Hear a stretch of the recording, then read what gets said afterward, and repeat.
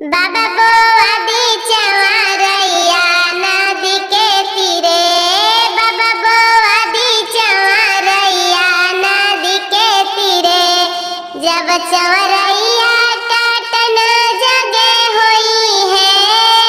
जब चंवरैया काटन जगे हुई है। काटस देवर बहुजैया नदी के तीरे।